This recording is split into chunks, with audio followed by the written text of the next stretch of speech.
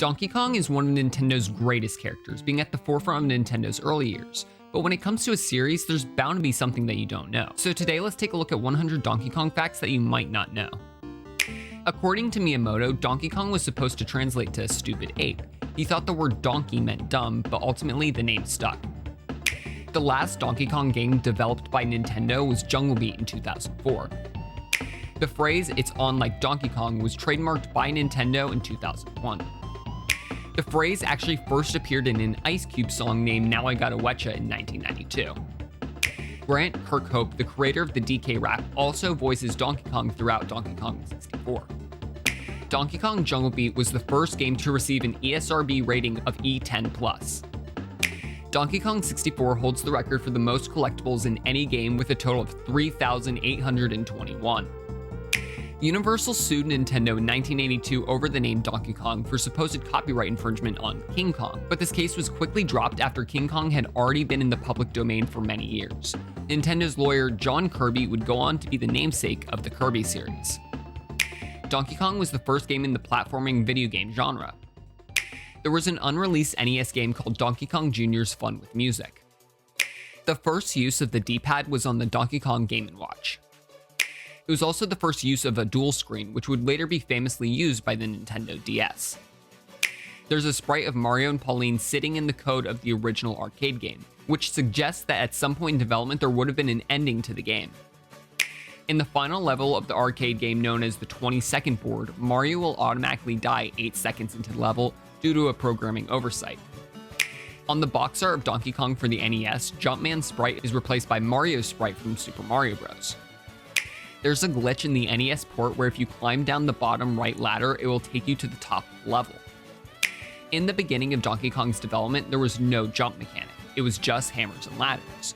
But when Miyamoto and the team thought about what they would do if a barrel was coming at them, it only made sense for them to implement jumping. In the arcade version of Donkey Kong, there was a secret text found in the files that read, "Congratulations, if you analyze difficult this program, we would teach you." And then it shows a telephone and extension code for Ikami Studios, the developers of Donkey Kong. Donkey Kong was originally going to be based on the Popeye characters, but Nintendo couldn't get the license. So Mario was based on Popeye, Pauline was based on Olive, and Donkey Kong was based on Bluto. There was a secret inside the Atari 400 and 800 version of Donkey Kong for over 23 years. You could view the programmer's initials if you did a series of convoluted tasks. First, you had to get a high score in which the second and third numbers were 7 or 3. Next, you must get a game over from a high fall. Then you have to set the difficulty to 4 and then wait through the demo until they appear. This wasn't found until LMD announced this Easter egg existed in 2006. In a 2000 commercial for the Game Boy Color, an explosion knocks all of the fur off of Donkey Kong, revealing a skinny ape. Donkey Kong 3's main protagonist isn't Mario, it's Stanley the Bugman. To promote the release of Donkey Kong Country on the SNES, Nintendo made a promotional VHS tape that talked about the development of the game. It was titled Donkey Kong Country Exposed. Donkey Kong from the original arcade game is actually now Cranky Kong from the Country games, and the new DK is Donkey Kong III. Which begs the question, where did Donkey Kong Jr. go? The only Mario game that King K. Rool has ever appeared in is Mario Super Sluggers.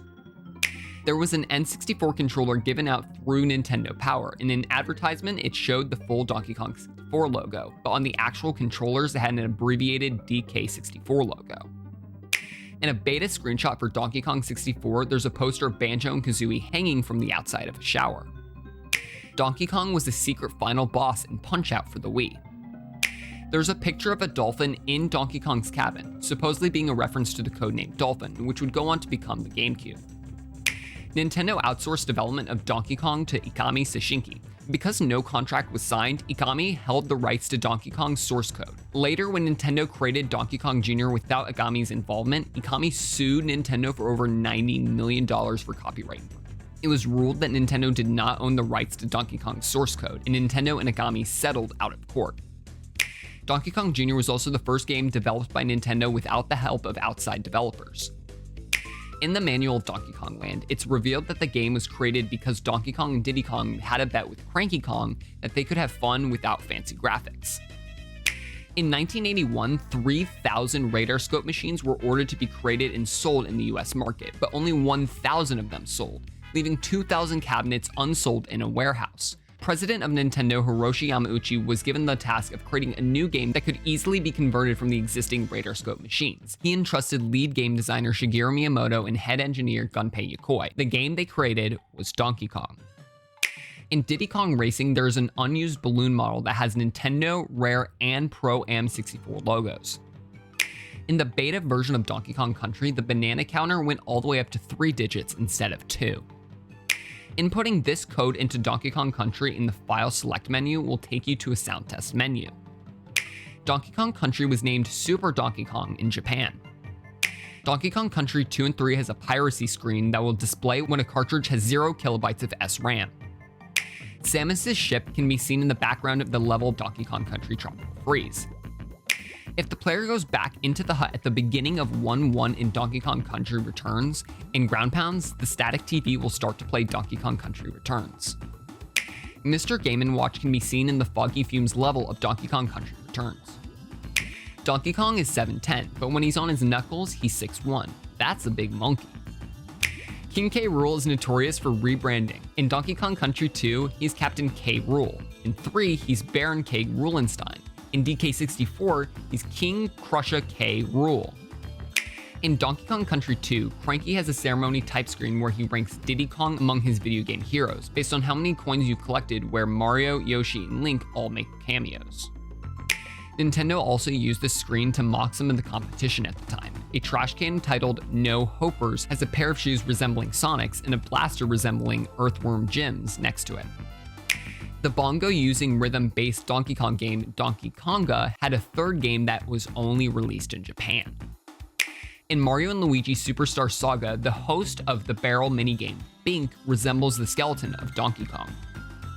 Donkey Kong was one of the first games to use cutscenes to tell a story in an arcade game. Nintendo canceled a sequel to Diddy Kong Racing for Nintendo GameCube, simply called Donkey Kong Racing. The development ceased just 1 month before Microsoft bought Rare. There was also a DK puzzle game called Coconut Crackers that ultimately had the same fate and was canceled around the same time of the Microsoft purchase. One of Nintendo's first educational games was Donkey Kong Jr. Math, which was released in 1983. The theme that plays when you get the pickaxe in Captain Toad Treasure Tracker is a remix of the very theme that plays when you pick up a hammer in the original Donkey Kong. The longtime world record holder in Donkey Kong, Billy Mitchell, was accused of using a cheated emulation of the game to acquire his world record scores. Twin Galaxies, the governing body that validates world record claims, invalidated his score in 2018 for discrepancies found in a 2000 documentary, The King of Kong. A defamation case was filed by Mitchell in 2020, and the case is still ongoing. Donkey Kong Country 2 was originally going to be for the Virtual Boy, before that version of the game was scrapped due to poor system sales. Wrinkly Kong can be seen playing Super Mario 64 in her cave in Donkey Kong Country 3.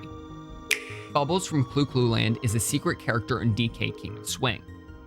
The song BGMA from Donkey Kong 3 is a cover of the famous Korsakov piece, The Flight of the Bumblebee.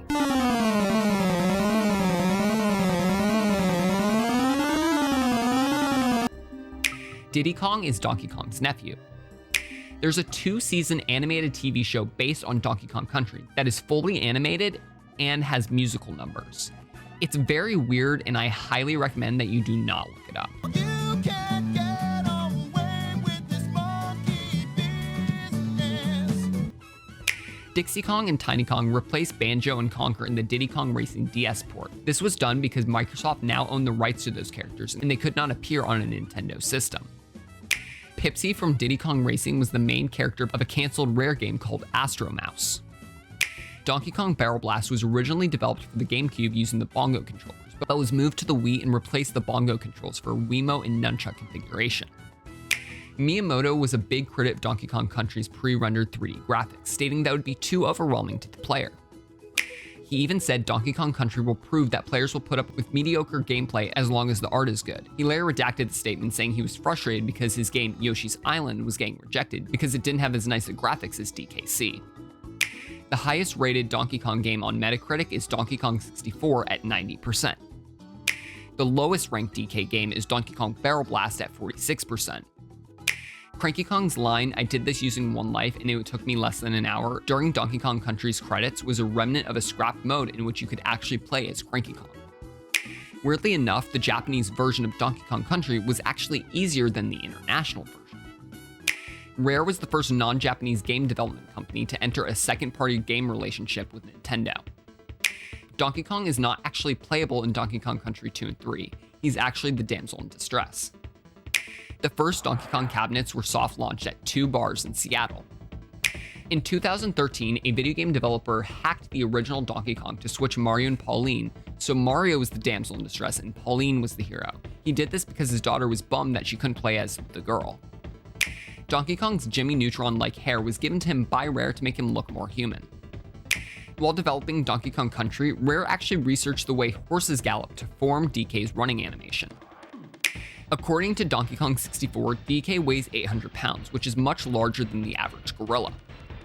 Donkey Kong's red tie represents his new domesticated, unvillainous role in Nintendo games, in contrast to the early arcade games. The first game he wore as tie-in was the 1994 Game Boy remake of Donkey Kong. It was also the first Game Boy game to have enhanced features while using the Super Game Boy peripheral.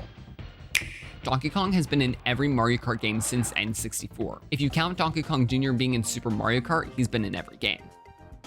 Seth Rogen is set to play Donkey Kong in the upcoming Super Mario Bros. Movie, releasing April 7th, 2023. Diddy Kong and Dixie Kong are actually dating. In 2010, Nintendo Power ranked Donkey Kong as the 8th favorite Nintendo hero and the 8th favorite Nintendo villain. In the canceled game Diddy Kong Pilot, there was a character called Redneck Kong. According to an anonymous Rare employee when asked, he said that he's been killed off.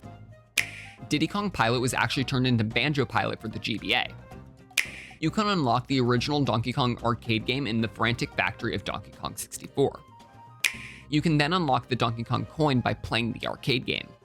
There was a Donkey Kong monster truck that ran in the Monster Jam circuit from 2007 through 2010. At a couple of game stores in England, you could actually purchase Donkey Kong Country Returns for a banana. If you're one of the first 20 customers to arrive at the day of launch with a banana, you could actually trade it in for the game. While many believe that Donkey Kong Jr. is in fact Donkey Kong 2, there's actually a Game & Watch called Donkey Kong 2. It's nearly identical to the original Donkey Kong Jr., so maybe they just renamed it for the Game & Watch. Except there was also a Donkey Kong Jr. Game & Watch released the year prior. I don't know what's up with these games that end in the number 2, but it really shouldn't be that hard to number your games, especially when it's the second game in the series. The Kremlins were originally part of a canceled Rare game, but they were introduced as the villains of DK Country because they thought they fit in nicely with the franchise. Donkey Kong Country is the best-selling non-bundled 16-bit game in history. Rare proposed a Donkey Kong Country 4 for the DS that would have been a 2.5D platformer, but it was ultimately turned down by Nintendo. Donkey Kong 64 was the first N64 game to use the RAM expansion pack. Cranky Kong owns a Killer Instinct cabinet in Donkey Kong Country 2. Mario is the villain of Donkey Kong Jr., and DK Jr. must save Donkey Kong from Mario. Donkey Kong Jr. is the king of World 4 in the All-Stars version of Super Mario Bros. 3.